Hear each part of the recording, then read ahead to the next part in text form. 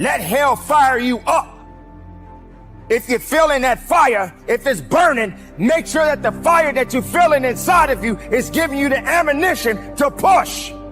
I started to take inventory because if you can find things to be grateful for in that space, man, is your life going to be rich when there really are external things to be grateful for. Now, once you've accepted that you have as much right to success and much right to succeed as anybody else, the next step is learning how to talk the talk. Let hell fire you up. If you're feeling that fire, if it's burning, make sure that the fire that you're feeling inside of you is giving you the ammunition to push, to fight, to dig, to live, to breathe. Make sure you're doing exactly what is necessary.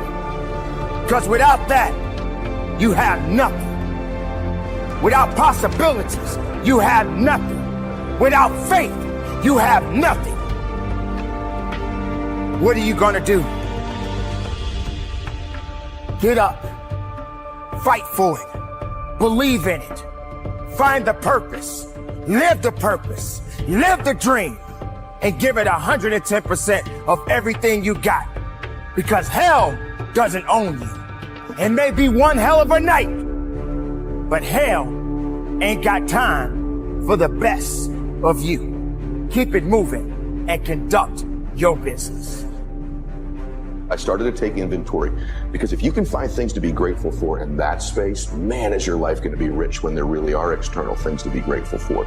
So my first mechanism out of that space was honestly to stack the things I was grateful for, and I started reinforcing it over and over and over again.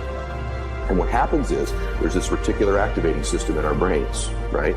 And all of a sudden, because that's the messaging I was giving myself, all of a sudden, all these things start to come into my awareness that I'm grateful for.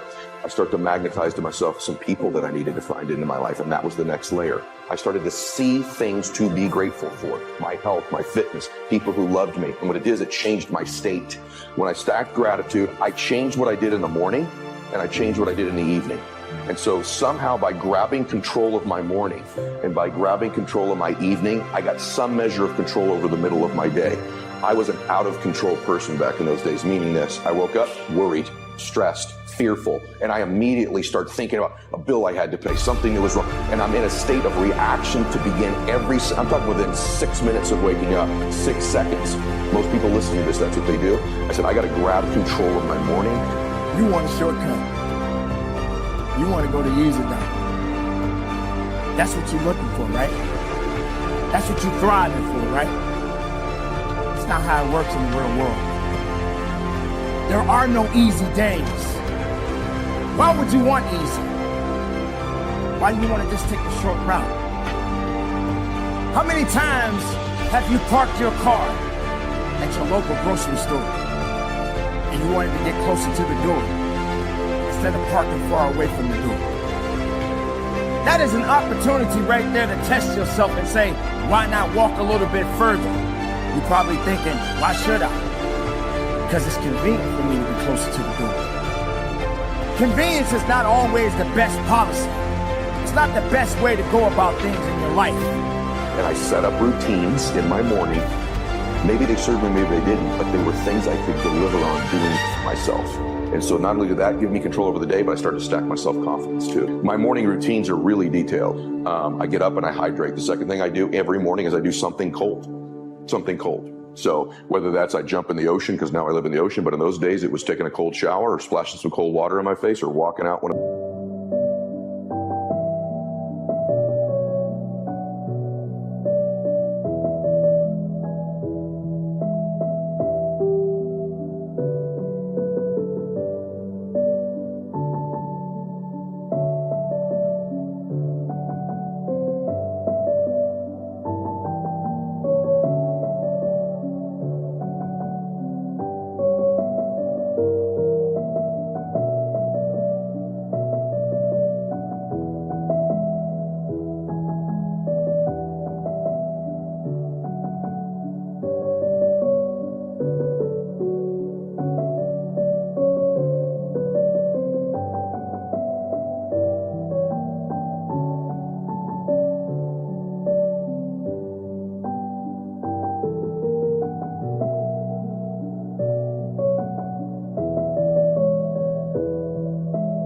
is cold. It shocks our nervous system. Our fight or flight kicks in. We're in a cellular, electric alive state. I obviously do some prayer and meditation every single morning. I've still not touched my telephone. So there's a rule. There's 30 minutes I cannot touch my telephone when I wake up. That's the hardest thing to do in the world, and the thing that could benefit you the most, because what's ever on that phone, you have to react to. And typically it's stuff that's not great. And so I don't touch that. I do my meditation and my prayer, and I do some stretching. I do some breathing exercises. And then at that point, I allow myself to enter the world after I've got my state controlled. And I work out every morning, except for Sundays. I work out every day. Now, once you've accepted that you have as much right to success and much right to succeed as anybody else, the next step is learning how to talk the talk. You have to get fluid in the language of success so you speak it with ease. Surround yourself with people who've accomplished their dreams and immerse yourself in the culture of achievement. You know, you got to be tough, because the road to success is always under construction. It's never a clear path to success. The people who become successful are the people who have a relentless attitude. And you just got to hang in there through the bad breaks, because the bad breaks is coming, but they usually come right before the big break is about to happen. You get a series of bad breaks and it stumbles up.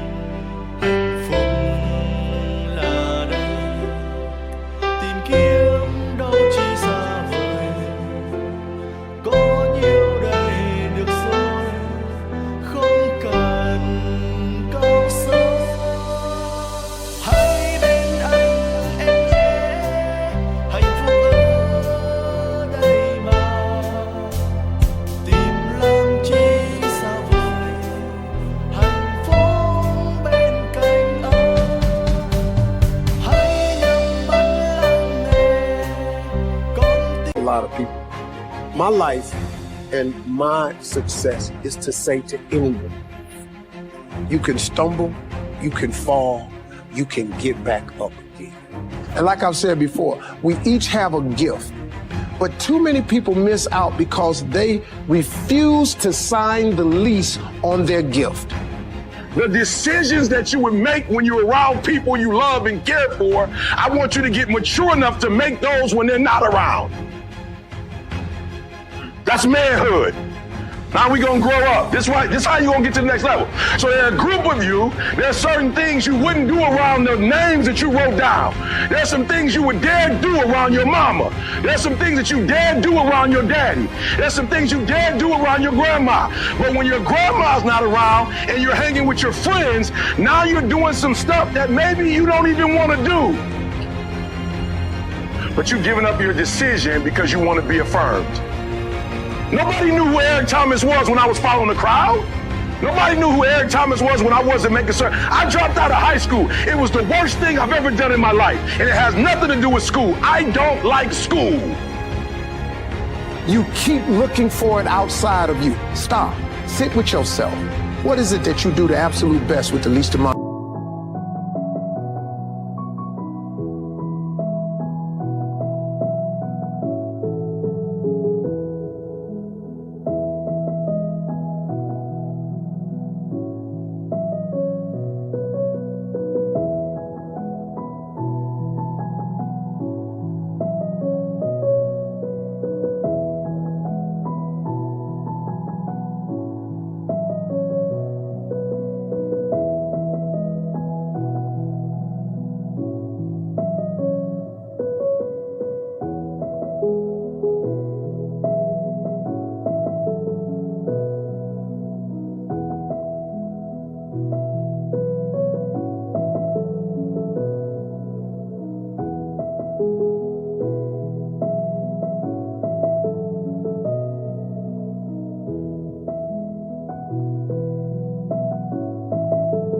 Of effort. That's your gift. But if you are constantly looking outside of yourself and you don't latch on to your gift, you will never find your purpose. If you want to succeed, you must commit to your own gift and embrace it. Well, same advice I give to my kids, man. If I could get them to understand the importance of their 20s. Because, man, you know what I did? I just blew my 20s. I ended up spending all of my 30s fixing what I messed up in my 30s. I spent all of my 40s doing what I could have been doing in my 30s. I looked up, man, I had let too much time slip away. If you could get young people to get their foot on the gas pedal in their 20s, because right now they think going out is everything. Well, it was the worst decision I've ever made to drop out. Why? Because my mom got pregnant with me at 17 years old, and my mom got kicked out. My grandma had 14 kids, south side of Chicago. 3-bedroom house, 1 bath.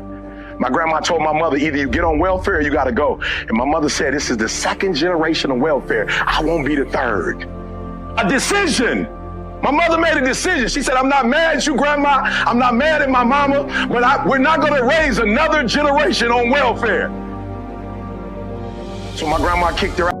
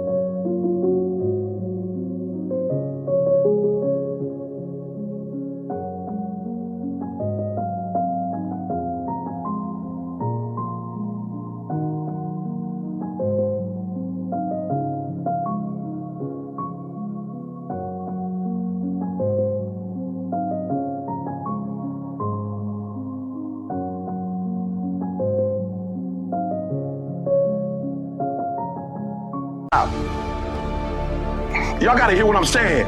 My mom went through a whole lot to have me. Everybody told her, you 17, you too young, get an abortion. And I'll never forget when I got kicked out of the Detroit public school system. They called my mom up there and said, look, we gotta have you come before we can kick him out.